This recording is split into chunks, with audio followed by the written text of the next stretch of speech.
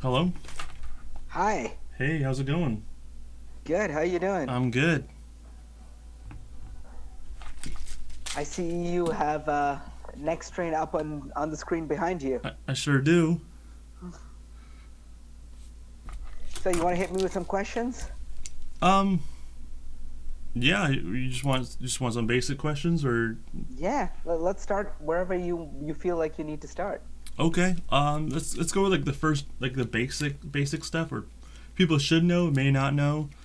Like what is actually going on with COVID-19 and what exactly is it and what kind of like real precautions can we take towards it? Yeah. COVID-19 is the disease caused by a virus called SARS coronavirus 2, and it normally there's viruses that exist that normally attack us humans, and there are viruses that exist that attack other animals. So we're pretty good fighting off the viruses that attack us normally, but we don't know what viruses attack other animals. And SARS-CoV-2, the virus, happened to jump from animals to humans, and we were just not prepared for it. So that's sort of what it is. Does that make sense? Yeah, that makes sense.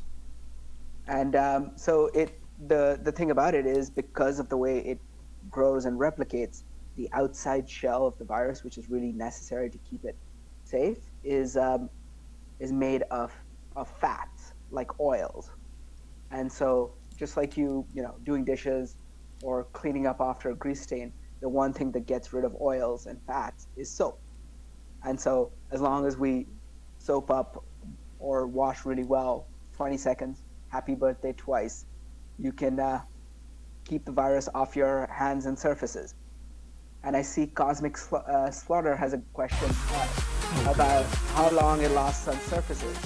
And we do know about some surfaces. Um, so we've looked at, other researchers have looked at things like cardboard, which it doesn't hang out for very long, and stainless steel, which it doesn't hang out. It hangs out longer on stainless steel than cardboard, but uh, copper, cardboard, it's not great on. So maybe an hour or so. So maybe an hour to 2 hours. Oh my goodness. So I'm gonna try and mute that. Sorry about that. No worries. Let's see, I can mute it.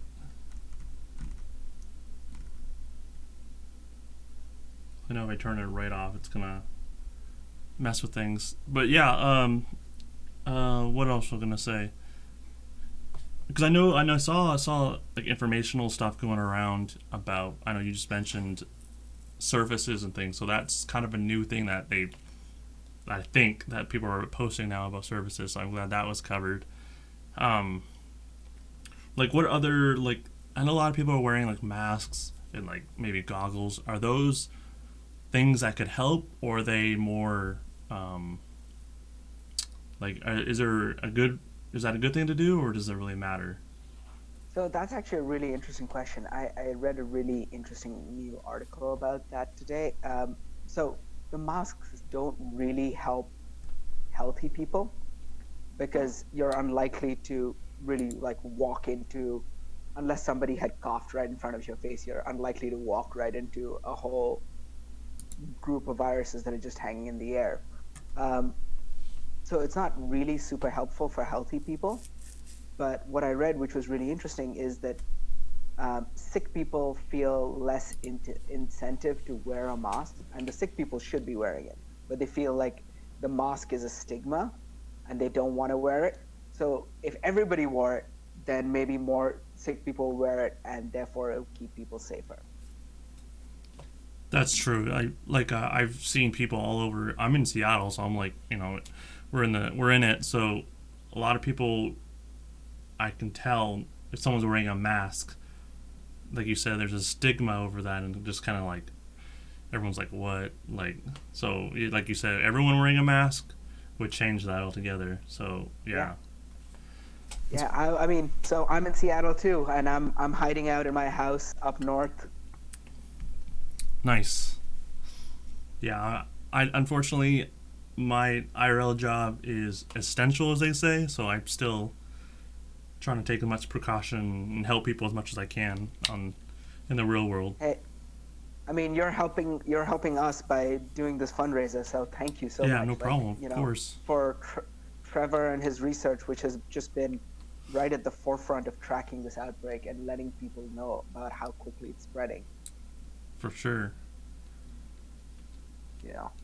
And again, it's only through partnerships with people like you and actually with scientists sharing data all over the world that we could track the virus so quickly. Yeah. Okay. And let's see. Is there any myths or facts that you hear or you know of that you're like, whoa, we should smash that quickly? Like, is there any myths that you've heard that you would want to make sure that the truth is out before it gets spread? Do you know anything like that? Yeah, no, that's a really good question. I know I had a work colleague who was afraid that she could get it through takeout food, and that's not correct. You can't get the virus through food. It has to go in through your into your respiratory system. So lungs and nasal passages, that sort of thing. You can't get it through food. As we know so far, it's unlikely to come through food. So we're pretty okay with that. Okay. Um, so get takeout, just wipe down the surfaces, the plastics that they come in, but the food should be all right. And And sorry, go Sharknado ahead. said something about is there an estimate on a cure or in advancements in anything Yeah, like that? so that's a really great question. There's a couple of companies that have drugs that have already been approved for other diseases that they could possibly repurpose for this. So they've just launched the clinical trials. There's a company called Gilead, which has a drug called remdesivir, which should work against. It's shown effectiveness against other coronaviruses, so it could be useful against this one. And there's a drug called chloroquine, which has been used to fight malaria for years, that may be useful, but that's a really tricky drug to dose effectively. So we really need to do the test, and it's just really hard, right? Like to test whether a drug is working or not, you need to sort of split the population, test half, and treat the other half with something else to know whether the drug is actually helping or hurting. And we can't do that right now, really. So Okay. that's kind of hard.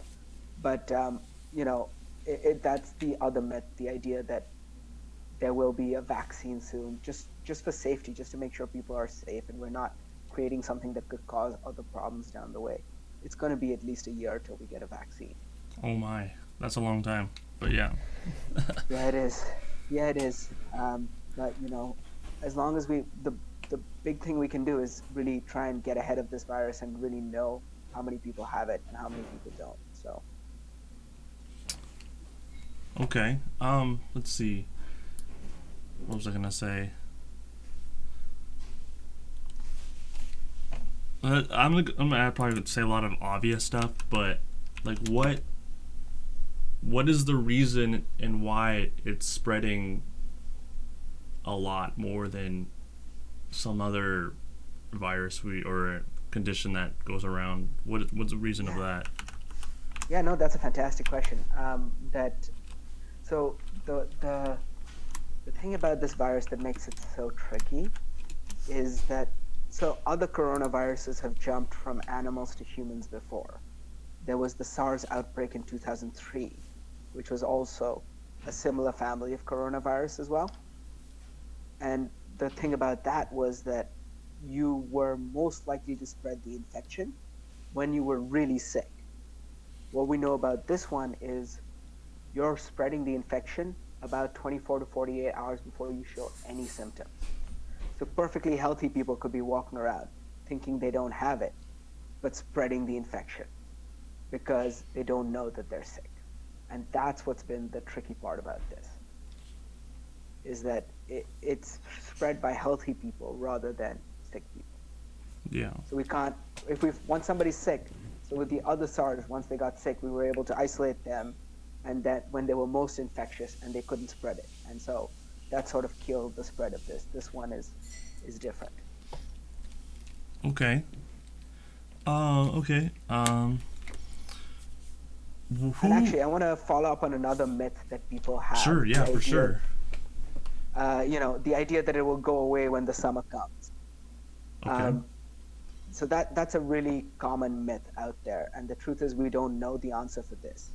It is true that a lot of respiratory viruses do go down in the summer when there's um, it's sort of the humidity in the air is really important to sort of hold the virus and spread it.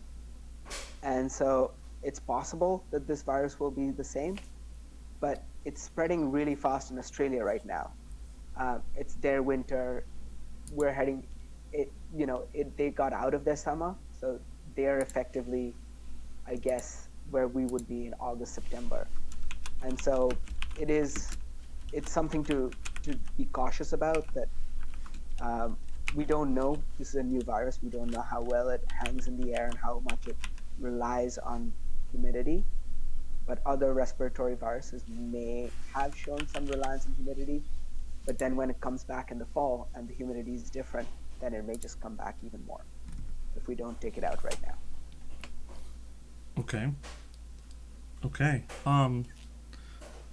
Who's what am I trying to say? Who's the most chance to get infected? Like what type of person is the most, and who could it affect? Period. Yeah.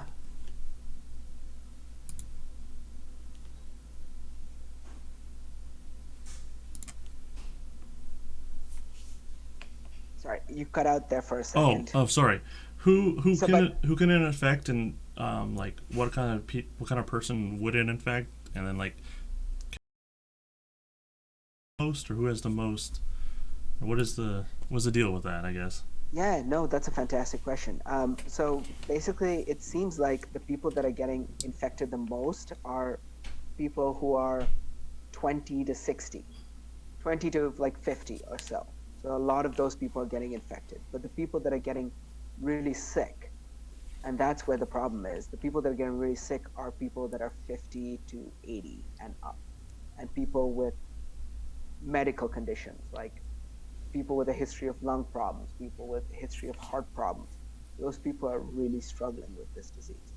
So while younger people are getting infected more, it's really having a very significant effect on the elderly. And so we need to isolate ourselves in order to prevent it from spreading to the elderly. We're doing this to help protect people who don't have as good an immune system as you or I do. Okay. Yeah, and so I'm assuming like people with underlying conditions, regardless of age, will have the same situation. Um, would you say? Let's see how would I do this. Like children, are they affected? And then like maybe say pregnant people, would they be affected as well in the same case, or is it Yeah. slightly different? So we don't actually know about pregnant people. I don't think there was enough cases for them to do that test. So we don't know, but their immune system is a little off because they're carrying something Okay. inside of them. So they should really be very careful. But young kids, this virus seems to do nothing against young kids, which is great. But at the same time, like I have a 2-year-old daughter. The number of things she touches and licks and kisses is endless. So that's why kids can be super spreaders, and that's why it's really important to make sure that they are, you know, we also take them out of the population to help prevent that super spreading. Okay. I see there's a question from the Mr. Sharknado about the virus originating from bat soup. And that's a really interesting question. So it does the coronavirus that we this coronavirus is very similar to the bat coronavirus. So at some point this virus existed in bats, whether it jumped from bats to humans or there was another intermediary. We're not 100% certain yet. So, but our researchers have, Fred Hutch researchers over the years, we've got a great infectious disease research center, including a great group that studies viruses. And they've been studying how viruses jump from animals to humans. And so we're sort of ready for this in a sense. Okay. Yeah. Uh, let's see. Do we know, or do we have an idea, or do we know how this kind of thing started in the first place? Yeah, I mean, it definitely it did make a jump from animals to humans. Okay. There's some thought that there are these things called wet markets in some parts of China where they sell very rare animals like bats, and it's possible that it may have jumped from there, but it's also possible that it jumped just because we're in such close contacts with animals these days, and that a person was infected somewhere else before they went into the market and then infected a bunch of people. So those two both seem plausible. I don't think we'll know the answer for a while. Yeah. Okay. I just wanted to. That's kind of a myth that people keep making up different stories and how it started. So I wanted to see what we can get out of that. Yeah, I mean, we'll have to see eventually. Like, there's parts of the sequence that look like the scaly anteater, the pangolin, and there's but most of the sequence looks like a bat. So it's we you'd still need to go look at the animals in the markets and in the general population to see which one has um, the the viruses that look more closely like ours. Okay. Let's see. Cosmic Slaughter asked, "Do you feel governments are doing enough to fight the virus, or more so slow the spread?" So I'll say this much. I mean, governments are different, and I'll say that the governments in like Singapore and South Korea and Japan have done fantastically well. It's possible they were more prepared because they encountered the virus when initial SARS outbreak happened in 2003. They got really badly hit, and so they reacted really well and really quickly. And what they did was basically they tested and traced. So everybody got tested. They had drive-through testing centers, and now they have them in Seattle too, by the way. Oh yeah, oh, I Just didn't know that.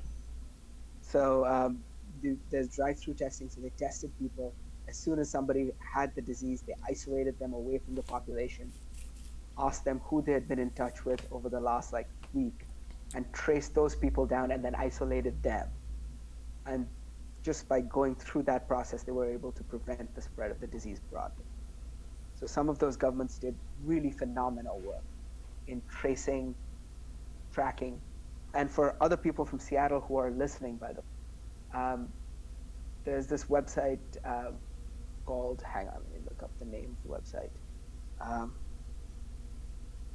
it used to be the Seattle Flu Study, uh, but it's now called scanpublichealth.org, SCAN publichealth.org. And Trevor Bedford, the guy whose website is up behind it, is responsible for that. And what they can do is you can sign up for that, and they'll send you a test to your house. And what we really just need to do now is know how many people are infected in Seattle and in Washington Oh yeah. to know what are the right steps we have to take. And kudos to Governor Jay Inslee in Washington, who's done a phenomenal job here in Seattle and Washington, trying to really make things happen with uh, and listening to the experts at Fred Hutch and University of Washington and all of that to try and stay ahead of this disease. Thanks, Cosmic Slaughter. Yeah, Cosmic got the link in chat for scanpublichealth.org. And then I got a $5 donation from Colorado Girl, so I appreciate that. Thanks, Colorado Girl. Cool, cool, cool. And then I'm just staring at this. Are you familiar with this website that I'm looking at? Absolutely. I think it's fantastic. Can you tell me what is going on with these dots? Yeah. So basically, the data we have is only as good as the sequences we get. So what it is that each dot represents a human being who has been infected and the virus has been sequenced. So all viruses have a genome made up of the letters A, T's, C's, and G's. But as viruses make copies of themselves, they make mistakes. And just like a game of telephone, like you say something and then it passes to somebody else and passes to somebody else, the genome of the virus passes on, but with certain changes.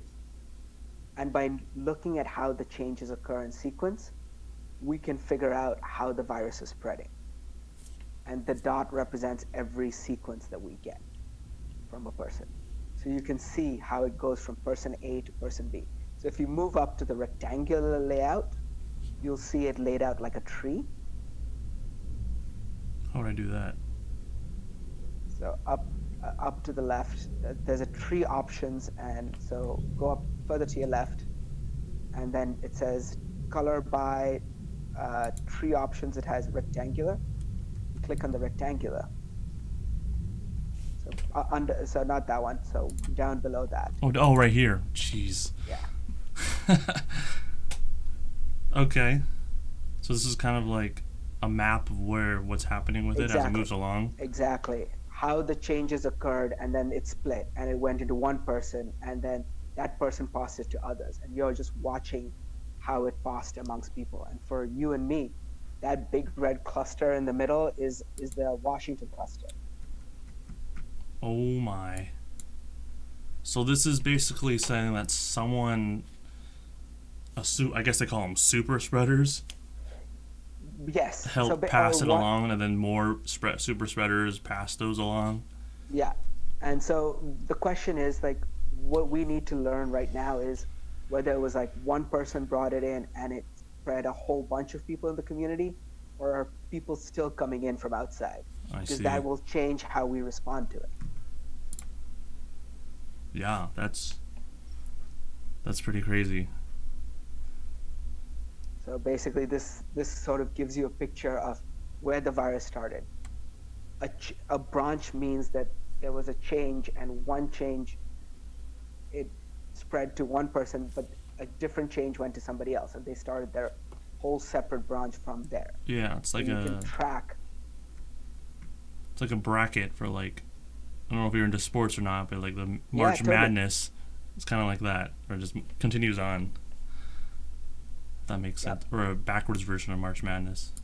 Yeah, and if you actually hit play to your right, you can see as the viruses come in and travel across the world. So in the map on your right, if you hit play, you can see in time how it pops up and how it's moving and changing as it goes to a different place. Yeah, the bracket's doing its thing, and then the map's doing its thing. It's kind of neat. And this is what allows public health researchers to see how the virus is moving, where it's moving from, who you're most likely to get it from. Is it now, like in Seattle, you're more likely to get it from somebody in the community than somebody coming in from outside. Yikes. And so that changes how we're thinking about it.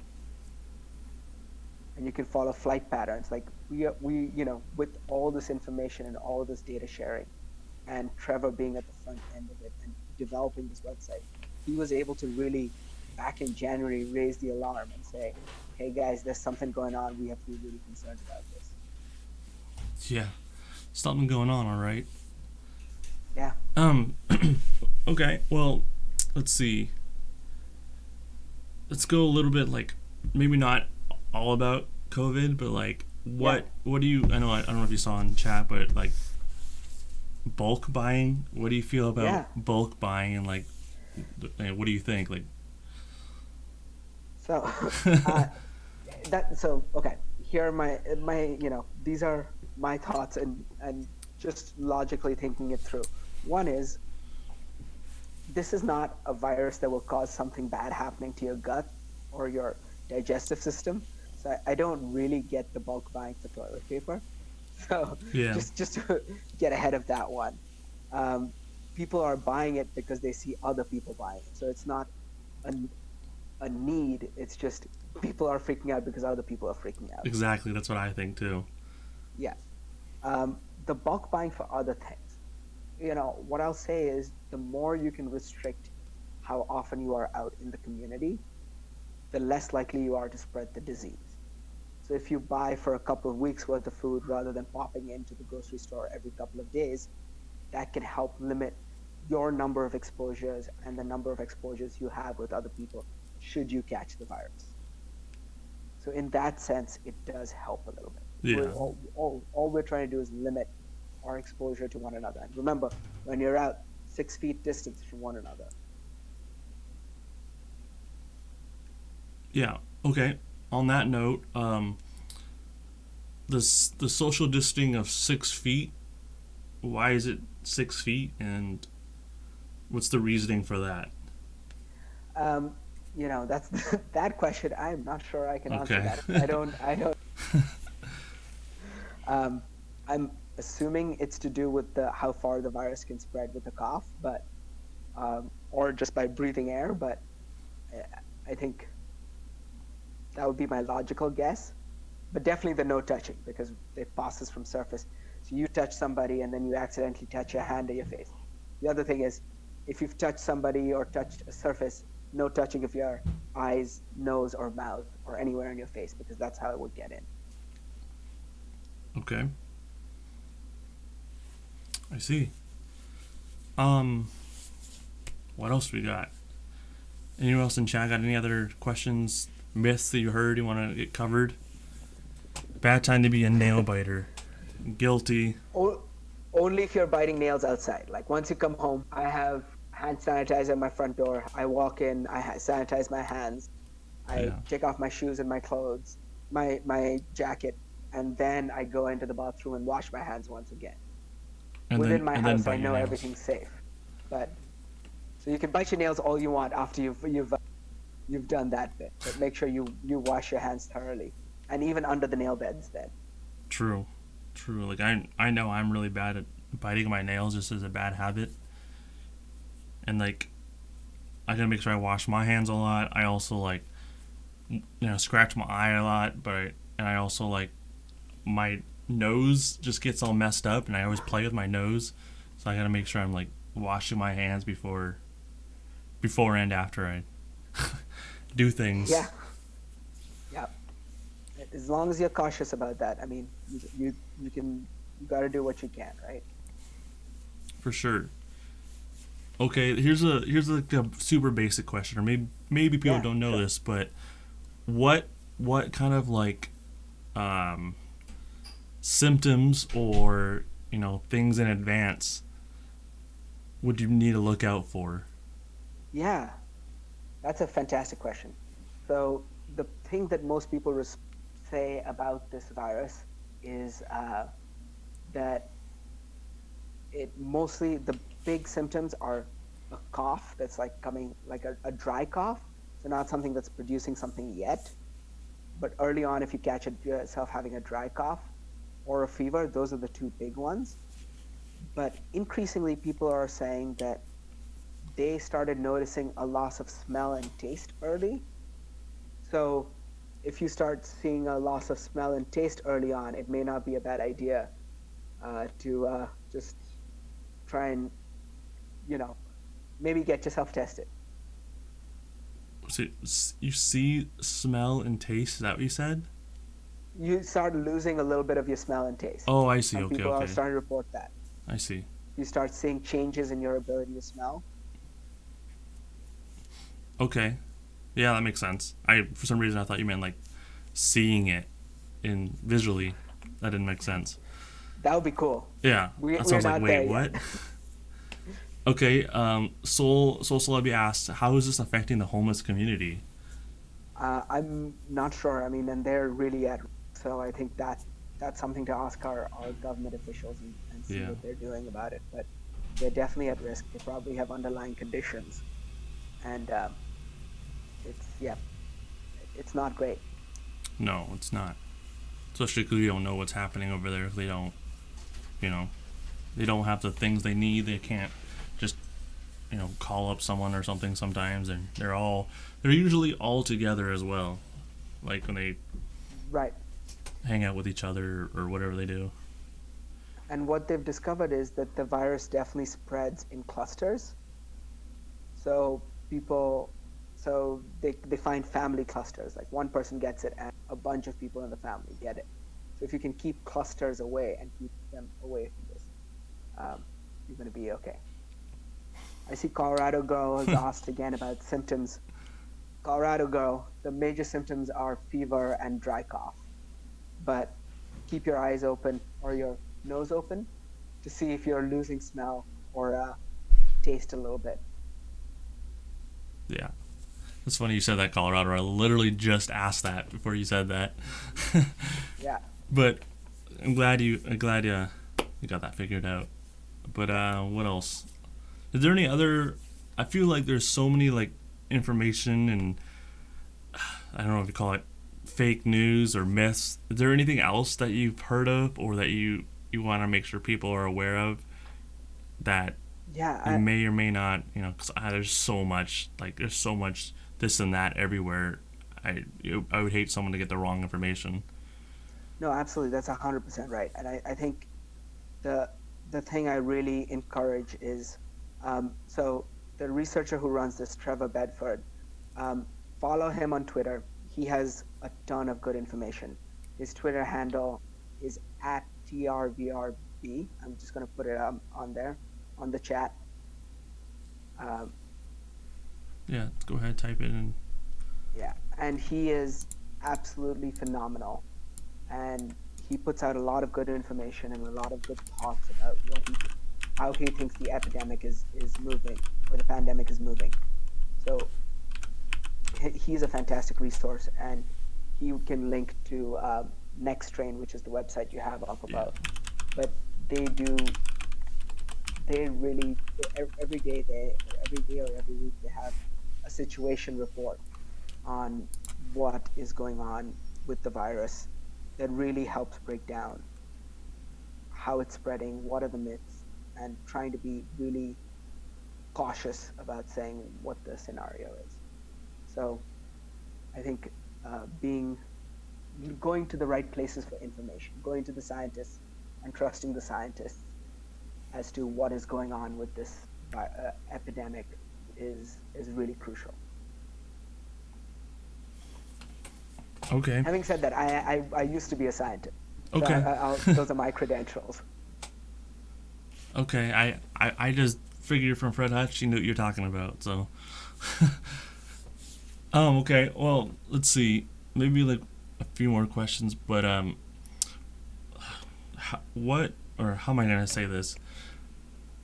Why why is this a bigger deal, or why is this an epidemic compared to? Oh, you did. Well, you can still hear me, right? Whoops, I had V. That's why. Why? Why is this a bigger deal or epidemic than someone might think it is? Uh, so Or why is this bigger than we've ever seen in a long time? yeah, that's a phenomenal question, and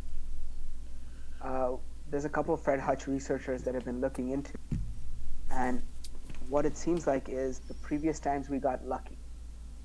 Um, the last two pandemics were there was the SARS coronavirus of 2003, and we got lucky that over there people were really sick before they started being able to spread the virus really well and easily, and so that was we were able to contain them.